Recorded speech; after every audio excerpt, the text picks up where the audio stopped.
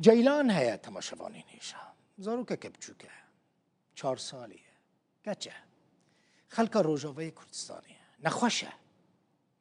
نەخۆشیە پەنچەشیرە خوینێ پێڕایە ژیان ئەوێژی ڕۆژ بڕۆژ خراپتر دەبە دەکەوە خەتەری ماڵباتە وێژ کۆبانەیە ئەف 13 ساڵن لە هەولێرێ دژی و 4 مەهن لە نەخۆشخانەیە نانکەلی چارەسەریە کیمیاوی دەبینە لە گۆری دکتۆرە هودا عەونی ڕەوشە جەیلانێ خراپە پێویستیە وێ بە نەشتەرگەریە لە دەرڤەی کوردستانی هەیە باوێ جەیلانێژی کارکەرە ڕۆژێکێ کار دەبینە 6 ڕۆژان کار نابینە ڕەوشەوانی ئامادی گەلێک خراپە یعنی نکارە کەچە خوا عملیات بکە چەند جارانجی چوویە ئۆفیسە نەتەوەینێک بووی بێدەرێ لە هەولێرێ لێ کەسێکی دەری لێڤە نەکریە کەسێکی گۆه نەدایە کەسێکی بەرسەفە وژی نەدایە دڵنیا ڕەحمان پەیامنێرە ڕووداوێ راپۆرتێک لەسەر جەیلانێ چێکریە خێرخواز هەنە بێگومان چل vê derê li Kurdistanê çi jî li derveyî Kurdistanê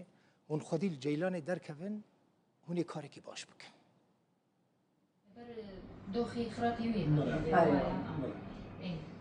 دەستی پڕمەحەبەتی دایکی لەم ڕۆژە سەخت و قورسانە بۆ جەیلانی تەمەن 4 ساڵ واتایەکی دیکەی هەیە.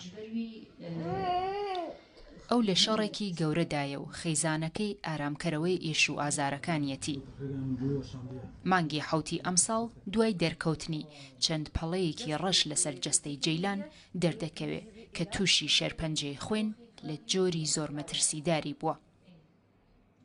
عیلاجی کیماوی وەرگرم بکیماوی باش نەبوو وەستەجی کیماوی ڕاوەستاندنە گوتی جەیلان زەرع نخواشە و کە پێویست بێت زەرعەوەیژی لە کوردستانی کاملێ ناوێ یعنی لە دەروەی وڵات بگوتی وەڵا دەخوازم بەس عیلاجی منداڵێم بینی دوو شتێکی ناخوازم نە پەرەی دەخوازم هەموو ئێشێنا بەس عیلاجی منداڵێ من تەوا ببێ ئەوا دەخوازم دەزانن ئونجی هەمی دایکن هەمی بابن یعنی دەزانم منداڵێ وە کول بەرچاویەوە هەر ڕۆژێ دمرێ وەڵا ئێستا شەوی کاملێ نانووسمە لەبەروێ یعنی چاوەڕێ مگو بەس منداڵەکانی باش بێ تشتێکی ناخوازم بەس یەکەم جار من گوتی بەس بخینیە خێزانی جەیلان ساڵی 2013 لە کۆبانێ هاتنە هەرێمی کوردستان و 13 ساڵە لە هەولێر ماڵ و حاڵی خۆیان جێگیر کردووە.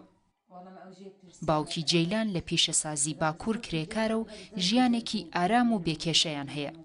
بەڵام خەمی نەخۆشی جەیلان ژیانی لێ تاڵ کردوون. من چما دهۆکە فەحسی ئەو منداڵم کردە گوتی ئەو فەحسانە نابێ 150 دەرچووە گوتی ئەو فەحسانە نابێت. من چما سلێمانی چما دهۆکە گوتی نابێت. پشتر سەردانە UN کردووە. چما یوانێ سێ جاری چما یوانێ پێش دەرگای یوانێ سەکنیم لە جەماعەتی ئاسایشم پرس کرد دەڵێ مدیر لێرە نییە. سەردانی دکتۆری جەیلانم کرد. چارەسەری کیمیایی دەرمانی نەخۆشیەکەی جەیلان ناکات. بۆیە پێویستی بە چاندنی مۆخ هەیە. پشکنین بۆ دوو خوشکەکەی کراوە تا بتوانن لە هەرێمی کوردستان نەشتەرگەری بۆ بکەن. بەڵام ڕێژەی گونجاوی تەنیا لە 150.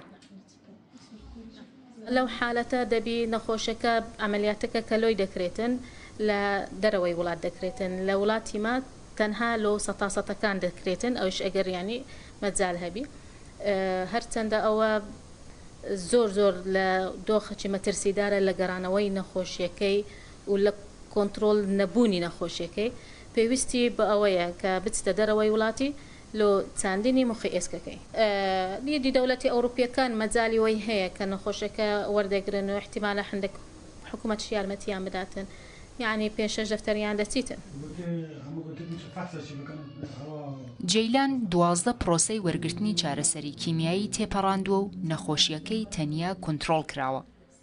ڕۆژانە لە ماڵ بۆ کەمکردنەوەی ئازارەکانی دەرمان وەردەگرێت.